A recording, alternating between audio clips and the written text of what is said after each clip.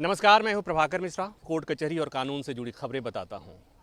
8 अप्रैल को supreme court ने एक फैसला दिया था और उस फैसले में विधानसभा से पास कानूनों पर मंजूरी के लिए राष्ट्रपति और राज्यपाल के लिए समय सीमा तय कर दी थी, क्योंकि संविधान में समय सीमा तय नहीं थी और इसलिए राज्यपाल उसमें मनमर्जी कर रहे थे। सुप्रीम कोर्ट के उस फैसले के बाद सरकार असहज थी। सरकार के अलग अलग क्वार्टर से सुप्रीम कोर्ट के फैसले की आलोचना हुई और यहाँ तक कि उपराष्ट्रपति ने भी सुप्रीम कोर्ट के अधिकार पर सवाल खड़े कर दिए। हम ये उम्मीद कर रहे थे कि सुप्रीम कोर्ट के उस फैसले के खिलाफ पुनर्विचार याचिका दाखिल होगी, क्योंकि यही होता आया है। लेकिन इस बीच राष्ट्रपति ने सुप्रीम कोर्ट को संविधान के प्रावधान के अनुकूल रेफरेंस भेजा है। कुल 14 सवाल भेजे हैं। उसी फैसले के आलोक में क्या सुप्रीम कोर्ट भी राष्ट्रपति और राज्यपाल के लिए समय सीमा तय कर सकता है? क्या सुप्रीम कोर्ट को यह अधिकार है? क्या सुप्रीम कोर्ट के अधिकार है कि राष्ट्रपति के विशेषाधिकार पर सवाल खड़ा कर सके? और क्या संविधान में जो सुप्रीम कोर्ट को आर्टिकल 142 के तहत जो शक्तियां दी गई हैं, वो शक्तियां क्या इतनी अधिक हैं कि वो राष्ट्रपति और राज्यपाल को भी निर्देशित कर सकती है? तो इस पर बात करने के लिए हमारे साथ संविधान के जानकार और सुप्रीम कोर्ट के वकील ज्ञानंद सिंह हैं। ज्ञानंद सिंह से हम जानेंगे। मैंने जो कहा कि हम ये उम्मीद कर रहे थे कि इस फैसले के खिलाफ सुप्रीम कोर्ट में पुनर्विचार याचिका आएगी, लेकिन आ गया राष्ट्रपति का रेफरेंस। कैसे देखते हैं आप इसको? देखिए, इस्टेब्लिश्ड प्रोसीजर है कि अगर आप जजमेंट से सहमत नहीं हैं तो रिव्यू में जाएंगे, और सुप्रीम कोर्ट ने ही एक और ऑप्शन दे रखा है जो क्यूरेटिव का है। दूसरा, कई मुद्दों पे जो important questions of law grave importance जो होता है, उस पे आप लार्जर बेंच की भी मांग कर सकते हैं। तो जजमेंट को सुप्रीम कोर्ट के जजमेंट को पलटने के लिए सुप्रीम कोर्ट का ही ज़रूरत है।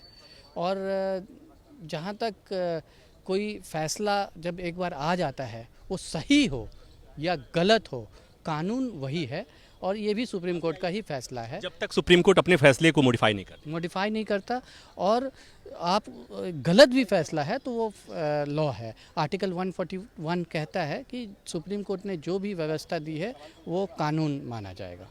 तो ऐसे में जब कानून क्लियर है तो advisory opinion, question of law और क्वेश्चन ऑफ फैक्ट, जो जिस पे कुछ कन्फ्यूज़न है सरकार को, उस पे मांग सकती है।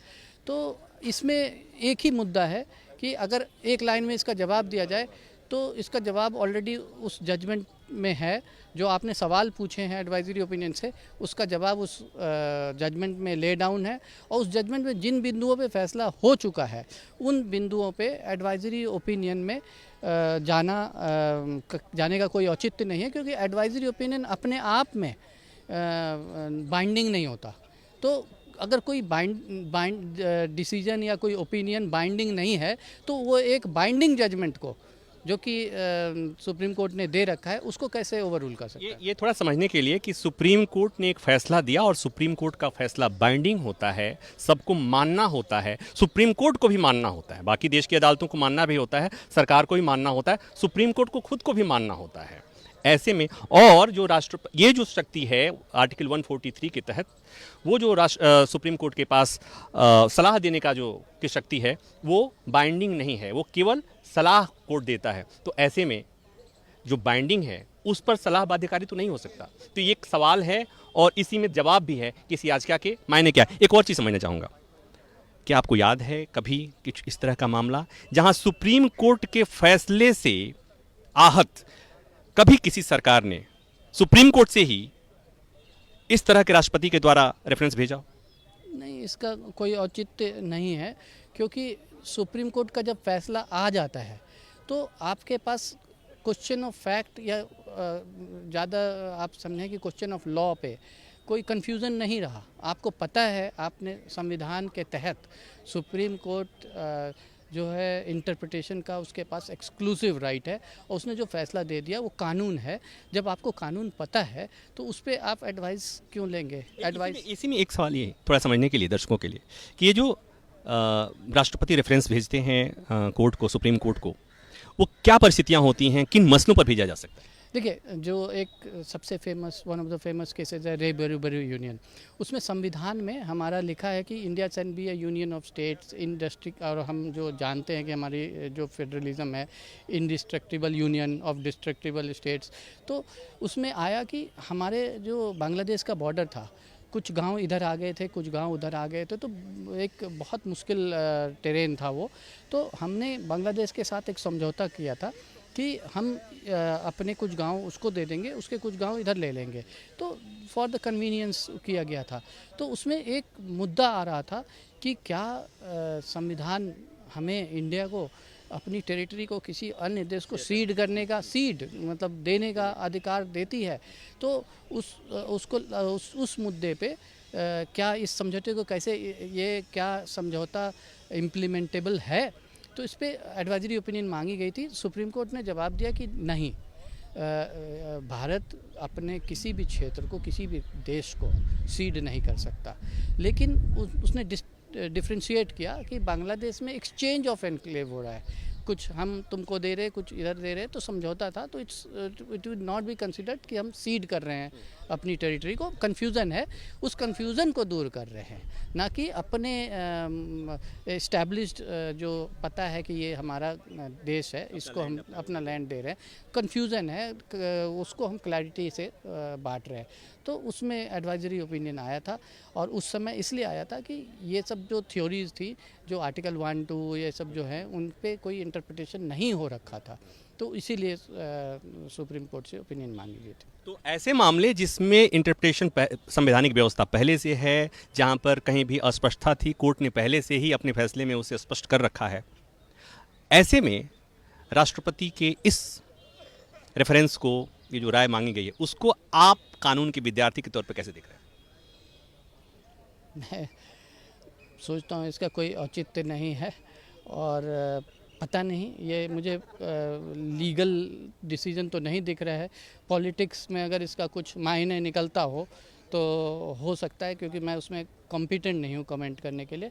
बट लीगली मुझे कोई औचित्य नहीं दिख रहा है उन बिंदुओं पे जो सवाल हैं, जो बिंदुओं पे सुप्रीम कोर्ट ने अपना फैसला सुना रखा है। अब एक और थोड़ा व्यवस्थागत बात कि रेफरेंस आया है, जो सवाल आए हैं, राय जो मांगी गई है, इस पर अब सुप्रीम कोर्ट क्या क्या कर सकता है? सुप्रीम कोर्ट राय दे सकता है, नहीं दे सकता है? अगर राय देता है तो बाध्यकारी होगा, नहीं होगा? इसके बारे में हमारे दर्शक। देखिए, कानून में हम वकीलों का कहना है, आर्गुमेंट बोथ साइड से होते हैं। कल मैं उधर से खड़ा हूँ तो कुछ और बोलूँगा, और नहीं तो फिर वकालत होगी नहीं। और इसलिए अब इसमें वैसे देखें तो या तो supreme court at the outset binding नहीं है उसके लिए कि इसका जवाब दे, मना कर सकता है। दूसरा, कुछ सवाल जो उस जजमेंट में से लिंक्ड नहीं हो, जिन मुद्दों पे उस जजमेंट में फैसला नहीं हुआ हो, तो उस पे जवाब, जैसे 14 सवालों में ऐसे सवाल भी हो सकते हैं जो जिस पर कभी कोई जवाब नहीं मिला होगा, उसमें से कोर्ट डिसाइड कर सकता है, उस पर हम कोर्ट ने डिसाइड नहीं किया हो, उस पर कर सकते हैं। जब और एक लास्ट, अगर डिपेंड करता है कि आपने क्वेश्चन कैसे फ्रेम किया है। अगर ये किया है कि क्या वो जजमेंट हम पे बाइंडिंग है इस संदर्भ में कि उन्होंने ये कानून को उसमें फैक्टर इन नहीं किया है, उसको उस जजमेंट में कंसीडर नहीं किया है, तो उस केस में ऐसे जजमेंट को पर इंक्यूरियम कहते हैं। उसके लिए भी एडवाइजरी ओपिनियन की ज़रूरत नहीं है, हम ऐसे ही उस जजमेंट को इग्नोर कर सकते हैं। Any judgment in ignorance of law is not binding, उसको हम जजमेंट मानते ही नहीं है, क्योंकि कोर्ट को बताया ही नहीं गया कि ऐसे कुछ पॉकेट वीटो का कंसेप्ट है, या कॉन्स्टिट्यूएंट असेंबली ने जानबूझकर वहाँ वैक्यूम रखा था, टाइम नहीं दिया था, क्योंकि उस समय यूएस में पॉकेट वीटो का कंसेप्ट था। कॉन्स्टिट्यूएंट असेंबली के पास मौका था कि वहाँ पे वो दे देते कि इतने दिन में गवर्नमेंट करेगा, उन्होंने नहीं दिया, तो जानबूझ कर नहीं दे दी, वो कॉन्शियस ओमिशन था। तो इस बात को उन्होंने कंसीडर नहीं किया। अब जैसे देखिए, बेसिक ये जो प्रीएम्बल है, सुप्रीम कोर्ट ने एक बार होल्ड किया कि preamble is not part of constitution, क्योंकि उसको इंट्रोडक्शन समझा। आगे केशवानंद भारती, शायद इसी केस में, सुप्रीम कोर्ट को बताया गया कि जैसे अन्य आर्टिकल पास हुए कॉन्स्टिट्यूएंट असेंबली द्वारा, प्रीएम्बल को भी डिबेट किया गया और उस पर भी वोटिंग हुई और उसको भी पास किया गया। तब तो फिर सुप्रीम कोर्ट ने अपने डिसीजन को, वो पहला डिसीजन गलत माना, क्योंकि इग्नोरेंस ऑफ लॉ में था, और इसको फिर से अभी आज का कानून ये है कि preamble is part of the constitution. तो चीज़ें समझ में आ गई होंगी। ये व्यवस्था जो रखी गई कि राष्ट्रपति सुप्रीम कोर्ट से सलाह लेंगे, बहुत सोच समझ कर लिया गया। जब विधि का, कानून का, न्याय का कोई ऐसा सवाल जिसके जवाब नहीं मिले हों, अस्पष्ट हों, तो सुप्रीम कोर्ट से पूछा जा सके। इस सवाल में सियासत, ये सवाल ऐसा था, ये सवाल ऐसे पूछे गए हैं जिसमें अधिकांश के जवाब सुप्रीम कोर्ट ने दे रखे हैं।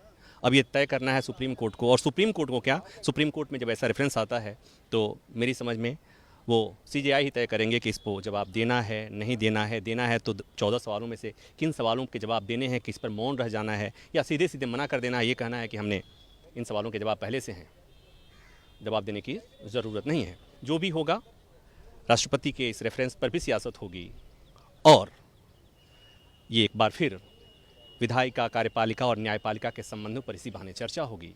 चर्चा तो हो ही रही है, सुप्रीम कोर्ट को लेकर पहले से सवाल खड़े हो रहे हैं। एक बार फिर सुप्रीम कोर्ट की शक्तियों को लेकर चर्चा तेज होगी। वीडियो बना रहे हैं जहांगीर, उम्मीद है ये जानकारी आपको पसंद आई होगी। धन्यवाद।